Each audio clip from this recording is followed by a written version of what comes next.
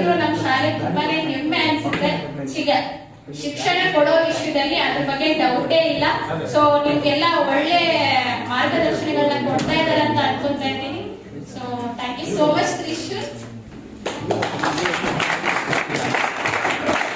ಇಷ್ಟು ನನ್ನ ಹಂಚಿಕೊಂಡಿದ್ದ ರಮ್ಯಾ ಅವರಿಗೆ ಧನ್ಯವಾದಗಳನ್ನು ಹೇಳ್ತಿದ್ದೀನಿ. ಮತ್ತೆ ತಮ್ಮ ಅನಿಸಿಕೆಗಳನ್ನು ಹಂಚಿಕೊಳ್ಳೋದಕ್ಕೆ ನಮ್ಮ ದರ್ಶನ್ ಬರ್ತಿದ್ದೇನೆ.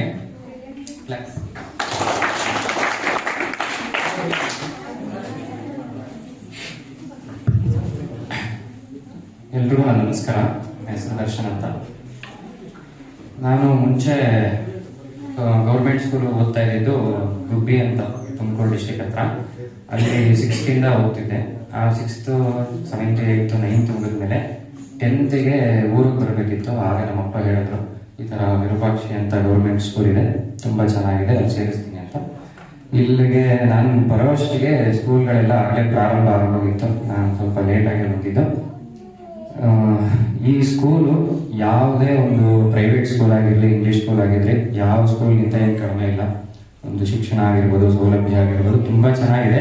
ಅದನ್ನು ನೀವೆಲ್ಲರೂ ಉಪಯೋಗಿಸ್ಕೋಬೇಕಷ್ಟೆ.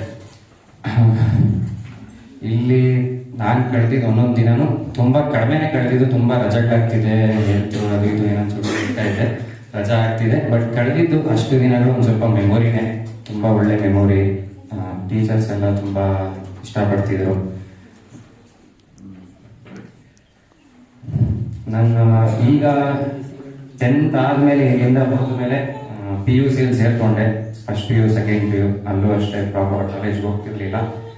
12th ಗೊತ್ತಿಲ್ಲ, ಯಾರು ಟೀಚರ್ಸ್ಗೂ ಹೇಳಿಲ್ಲ. ನಾನು 12th ಫೇಲ್ ಆದೆ. 12th ಫೇಲ್ ಆದ್ಮೇಲೆ ಒಂದು ವರ್ಷ ಸ್ವಲ್ಪ ಡಿಪ್ರೆಷನ್ ಅಲ್ಲಿದ್ದೆ. ಏನ್ ಮಾಡ್ಬೇಕು ಗೊತ್ತಾಗ್ತಿರ್ಲಿಲ್ಲ ಲೈಫಲ್ಲಿ. ಬೆಂಗಳೂರಿಗೆ ಹೋದೆ, ಮನೆ ಬಿಟ್ಟು ಬೆಂಗಳೂರಿಗೆ ಹೋದೆ. ಬೆಂಗಳೂರಲ್ಲಿ ಒಂದು ವರ್ಷ ಅಲ್ಲಿ ಇಲ್ಲಿ ಕೆಲಸ ಮಾಡಿದೆ. ಝೊಮ್ಯಾಟೊ, ಸ್ವಿಗ್ಗಿ ಮಾಡಿದೆ. ದೇವಸ್ಥಾನದಲ್ಲಿದ್ದೆ, ಅಸಿಸ್ಟೆಂಟಾಗಿ ಕೆಲಸ ಮಾಡ್ತಿದ್ದೆ. ಒಂದು ವರ್ಷ ಕೆಲಸ ಮಾಡಿದೆ. ಕೆಲಸ ಮಾಡಾದ್ಮೇಲೆ ಆಮೇಲೆ ಮತ್ತೆ ಪಾಸ್ ಆಗಿ 12th ಪಾಸ್ ಆದ್ಮೇಲೆ ಮತ್ತೆ BCA ಸೇರ್ಕೊಂಡೆ. BCA ಸೇರಿಕೊಂಡು ಈಗ BCA ಓದ್ತಾ ಇದ್ದೀನಿ. ಈಗ ಮತ್ತೆ ಇನ್ನೊಂದು 2 ಸೆಮ್ ಇದೆ, ಮುಗಿದ್ರೆ BCA ಮುಗಿಯುತ್ತೆ. ನಿಮ್ಮೆಲ್ರಿಗೂ ಏನು ಹೇಳಬೇಕಂದ್ರೆ, ಇಷ್ಟು ನಾನು 5 ವರ್ಷ ಆದ್ಮೇಲೆ ಈ ಸ್ಕೂಲಿಗೆ ಮತ್ತೆ ಬರ್ತಿರೋವಂಥದ್ದು.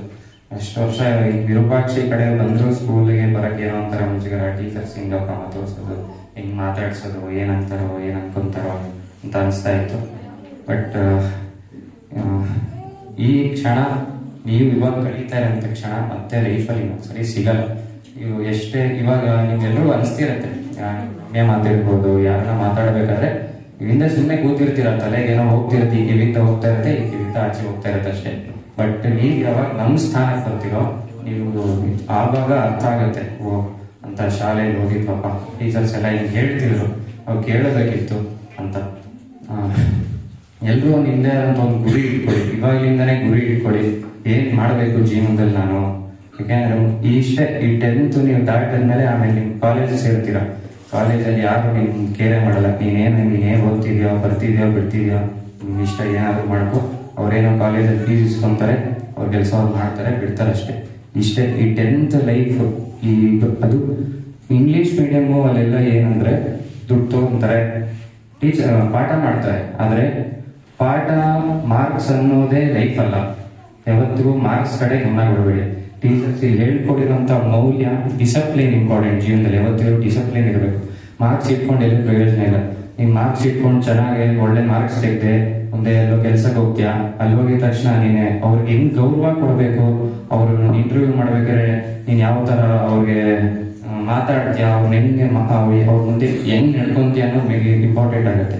ನೀನ್ ಎಷ್ಟು ಮಾರ್ಕ್ಸ್ ತಗೊಂಡಿದ್ಯಾ ಯಾರು ಕೇಳಲ್ಲ. ಮುಂಚೆ ಆದ್ರೆ ಇತ್ತು, ಮಾರ್ಕ್ಸ್ ಇಂದ ಎಲ್ಲ ಕೆಲಸ ಸಿಗೋರು. ನಿನ್ ಚೆನ್ನಾಗಿ ಓದ್ತಿದ್ದಾನಪ್ಪ, ನಿನ್ ಚೆನ್ನಾಗಿ ಓದಿದಾನೆ ಅಂದ್ರೆ ಏನೊಂದಷ್ಟು ಗೊತ್ತಿರುತ್ತೆ ಅಂತ ಕೆಲಸ ಕೊಡ್ತಿದ್ದಾರೆ. ಇವಾಗ ನಿಮ್ ಜೀವನದಲ್ಲಿ ಒಂದು ಸೆಟ್ಲ್ ಆಗ್ಬೇಕು ಅಂದ್ರೆ ಮಾರ್ಕ್ಸ್ ಮ್ಯಾಟರ್ ಆಗಲ್ಲ. ನಿಮ್ದೇ ಅಂತ ಒಂದು ಸ್ಕಿಲ್ ಇರಬೇಕು, ಅದನ್ನ ನೀವು ಬೆಳೆಸ್ಕೋಬೇಕು. ಇವಾಗಲಿಂದಾನೇ ಬೆಳೆಸ್ಕೋಬೇಕು. ಬೆಳೆಸ್ಕೊಳ್ಳಿಲ್ಲ ಅಂದ್ರೆ ತುಂಬಾ ಕಷ್ಟ ಆಗುತ್ತೆ. ಯಾಕೆಂದ್ರೆ ಇವಾಗ ಇದೆಲ್ಲ ಬಂದ್ಬಿಟ್ಟಿದೆ, ತುಂಬಾ ಲೈಫಲ್ಲಿ ತುಂಬಾ ಕಷ್ಟ ಆಗುತ್ತೆ.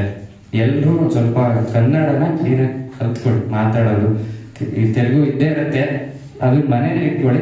ಕನ್ನಡ ಎಲ್ಲ ಕಡೆ ಹೋದಾಗ ಒಂದ್ ಸ್ವಲ್ಪ ಕ್ಲೀನಾಗಿ ಮಾತಾಡಕ್ಕೆ, ಕನ್ನಡದಲ್ಲಿ ಮಾತಾಡಿದ್ರೆ ಇಂಡಿಯಾದಂತ ಒಂದು ಒಳ್ಳೆ ಬೆಲೆ ಸಿಗುತ್ತೆ. ಓ ಎಷ್ಟು ಚೆನ್ನಾಗಿ ಕನ್ನಡ ಮಾತಾಡ್ತಿದ್ದಾನಪ್ಪ.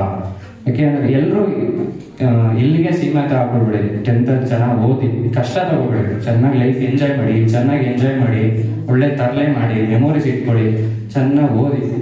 ಈ ಲಗ್ನ ರಾತ್ರಿ ಎಲ್ಲ ಕಷ್ಟಪಟ್ಟು 4 ಗಂಟೆಗೆ ಇದ್ದೆ, 3 ಗಂಟೆಗೆ ಇದ್ದೆ, ಅಷ್ಟೆಲ್ಲ ಕಷ್ಟಪಟ್ಟು ಏನು ಓದ್ಬೇಡಿ.